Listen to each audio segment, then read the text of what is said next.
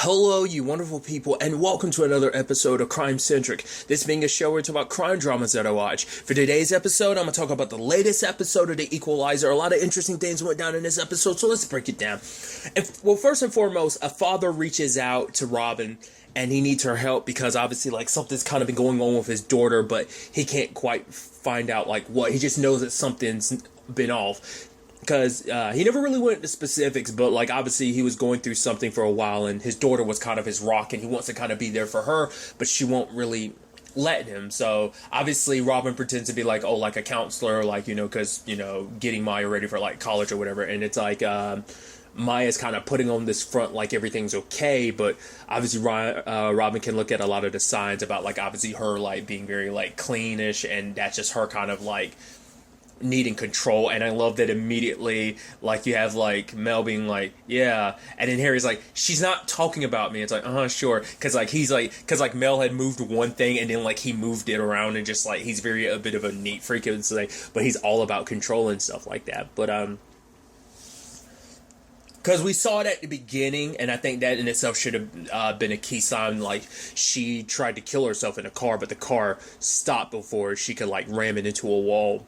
And then later on, it seemed like there was this dude that was harassing her, but it turns out it was a dude. She was writing a paper for him, and he was kind of bugging her about it. But it's nah, instead of getting paid, instead of paying her with money, he ended up paying her with oxy pills. And then Robin and them ended up finding her overdose. She tried to kill herself, and she wouldn't open up about what happened.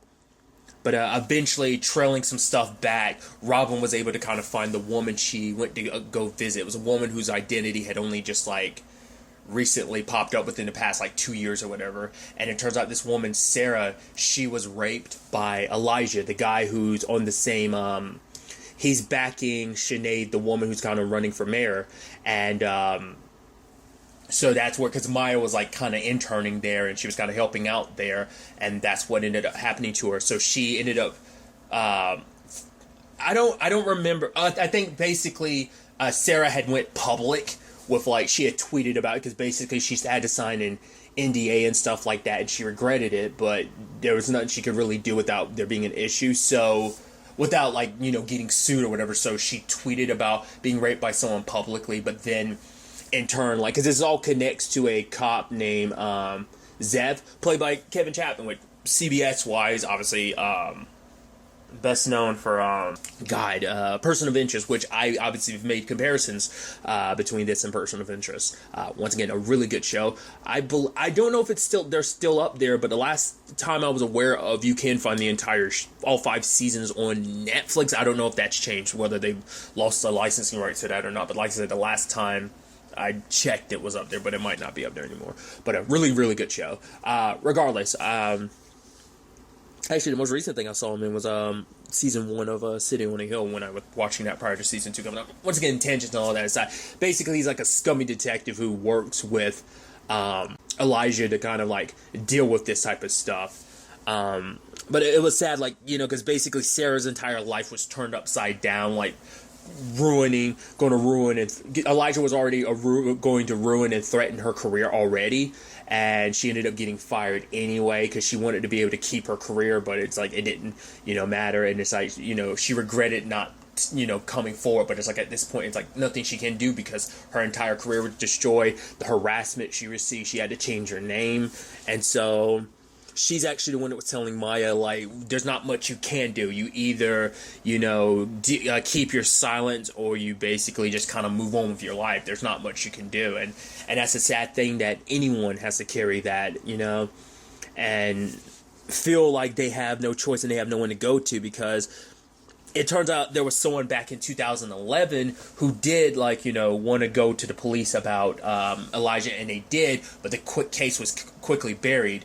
Zev is actually the one who was running the case, and obviously he got paid off, so hence kind of the road down the dirty path he ended up going, and he ended up being where he is. He's kind of Elijah's fix-it person, dealing with all of this.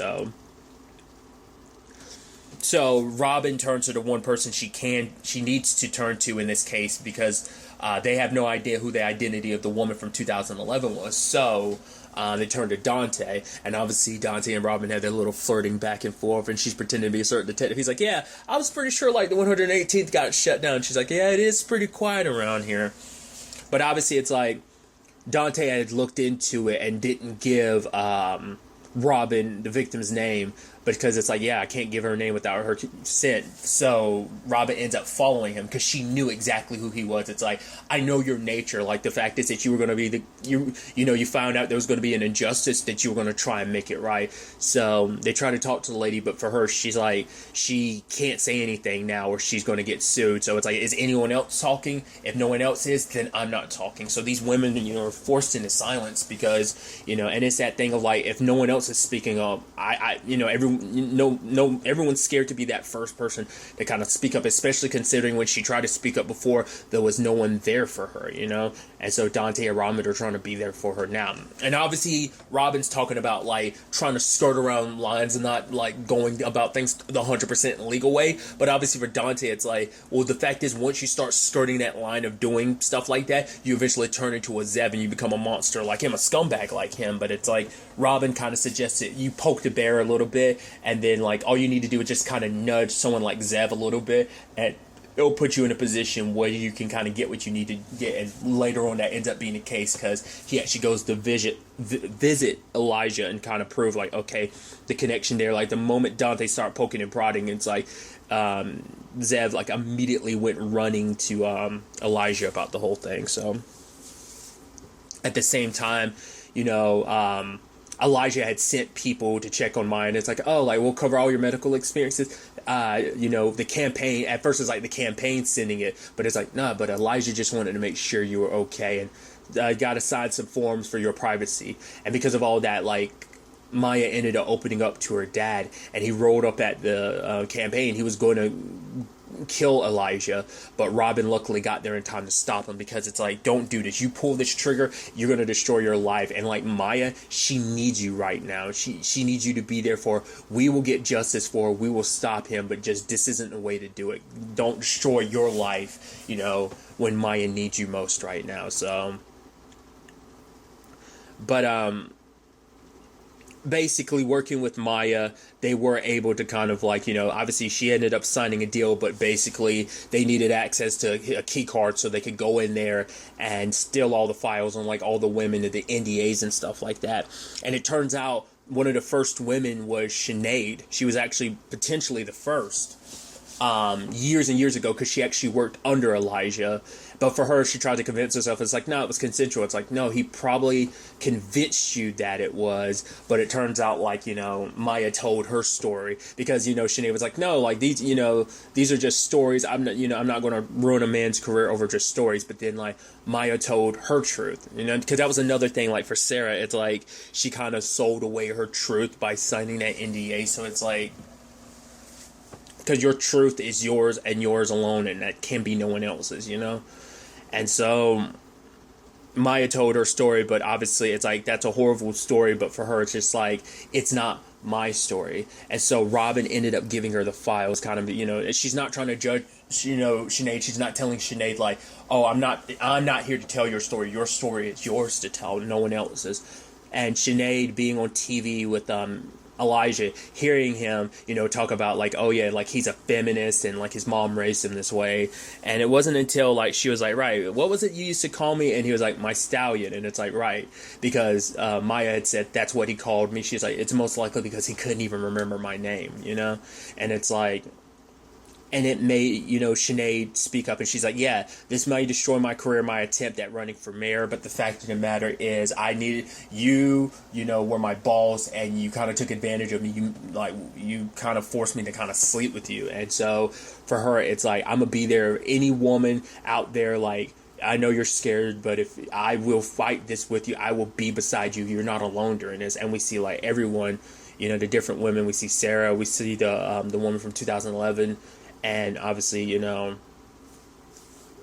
everyone looking at this, and even, Sinead handing over all the files. It's like, yeah, the women's names were redacted, but the amounts of payments were there and stuff like that. So, and eventually at the end we hear from Harry, like, obviously, like, 17 women had come forward. Elijah had been arrested. So, but was also kind of a sad thing is like this also hit a little closer home for Melanie. Like they didn't really go into it too much, but like at one point during the episode, I think either Robin knew or at least expected, because like the moment they were kind of talking about it, like Harry had held Mel's hand, so it's like, right, she had gone through this. And for her, it's like, I don't care where my guy is, it doesn't matter. Look what I've kind of built with my life. That was, because as she was saying to Maya, because Maya was like, how do I kind of go back to my life? It's like, this was one chapter in a very, very long book. You will find your way forward, This thing doesn't define you. You get to define what the rest of your life is and who you are, But Harry talks about the fact is that he messes with the guy who hurt, Mel, and it's like, yeah, his identity gets stolen from time to time. I kind of screw with his credit, it's like no one messes with my girl, and I thought that was beautiful knowing, at the end of the day, he has obviously, has his wife's back like that. But also at the same time, there's also Dante, it's like everything worked out in the end. So for him, it's like, I owe you a favor. And so Robin immediately calls in that favor. And that kind of ties into another aspect of this episode, that during her community service, Delilah ended up meeting a friend named Nikki, who was someone she met through that. Not because Delilah was Nikki was she wasn't a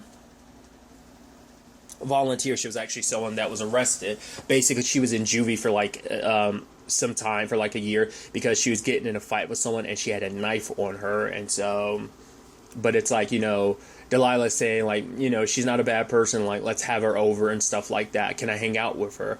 But then like Robin's kind of being a little like judgmental, which her Aunt Vi was like, yeah, but don't judge the girl that you haven't really met, because Delilah kind of throws in her mom's face like, yeah, you stole a car when you were young. And it was like, she's like, I'm sorry, I shouldn't have said that. It's like, obviously her mom was telling her that out of learn from my mistakes. But the reason why she doesn't want Delilah around Nikki is because Nikki reminds her too much of who she was at that age. And it's like, I don't want my daughter kind of having a bad influence. But obviously Nikki and Delilah, like the whole Maya thing, like made like Robin call her up to make sure. She's like, I just wanted to say hey. And Delilah was like, oh, what was that about? It's like, you sound, it's like, no, it's just none, just wanted to say hey. It's like, how close Joseph was losing his daughter, it made her want to contact her daughter just to probably hear her voice and make sure she was okay, But obviously, like, she was dealing with this case and hearing that, like, because Nikki had a necklace that her ex was keeping, and he wasn't going to give it back unless they got back together. So Delilah was saying, like, hey, let's get in there and get it. But, like, Nikki was like, I don't know. Isn't that breaking in there? And it's like, well, you still have a key here, so it's actually entering. It's like, the fact is you had to wait for someone to leave the house kind of shows that you were in the wrong in this case. But Delilah was like, I want to help you, Nikki. Like, you're in a tough spot. She kind of felt like Nikki had no one else to turn to, so Delilah wanted to be that person for her. But they ended up getting busted. Nikki ended up getting arrested. Like, Delilah wanted to help her, and at the end of the day, she's the one that got away, but Nikki ended up getting arrested again. Because I think for Delilah, it's like, she probably felt the most responsible, because it's like, right, if anything happened to her, it's because of me. Like, she just got out, and now she potentially could go back in, and that's my fault. I'm the one who suggested it. She didn't even want to do it, but I'm the one who, and she ends up suffering the ramifications for it, And obviously, like, her mom, like I said, was like working on, this case about Elijah, and now also this situation with this arising. So she kind of snapped at her Aunt Vi for being like, no, she's my daughter. And she's like, yes, but she called me and I was the one that answered. And she kind of apologizes later on. It's like, in no shape or form am I getting it twisted. I know she's your daughter, but you know.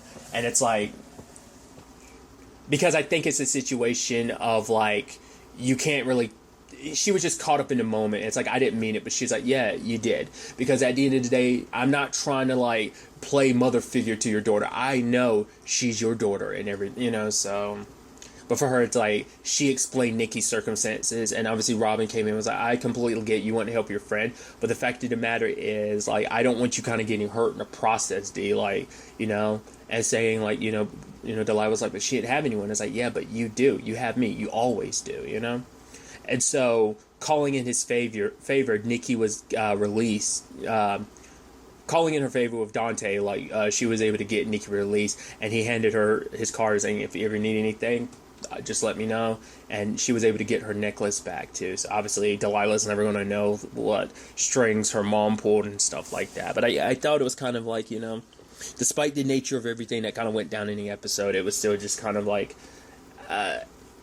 there was a victory, in some shape or form. So it was actually like a rough episode, which is obviously I think stuff like that is always just going it's just kind of like a heartbreaking thing that like anyone has to go through that, like obviously it's a TV show, so it's fake, but at the same time it's still real because it's something that happens in the world that you're just kind of like, it just,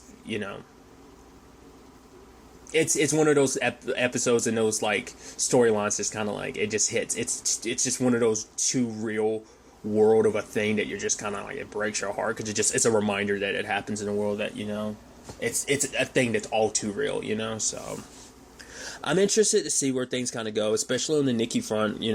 Robin being like, yeah, invite her over for dinner on Sunday. So. Have an opportunity, because this was not only just for Robin as an opportunity to, probably change our own perspective, kind of get rid of our own kind of biases to a certain extent, but also, it shows like Delilah's changing and growing and wanting to be there to help someone, so, because obviously like her previous friendship, like her and her friend are kind of they're not the best friends they used to be, like, people grow apart and stuff like that, so, but to kind of hear probably, her having another friend and stuff like that, someone probably like who's kind of been through some stuff that can be a reminder of Delilah to kind of stay on the right side of things, but also to kind of help someone when they need help, and obviously that's also another thing too. It's like Delilah's following in her mom's footsteps without really realizing it, but kind of because she thinks her mom just works for charities and stuff like that, but it's like, yeah, her mom does help people, she just kind of lies about how she helps people. So it's just, I think that's probably another thing to it for Robin. It's like, well, you were helping someone out. Like, I don't follow the most legal route when it comes to helping people either, but so I'm sure there's the parallels you can kind of draw between those two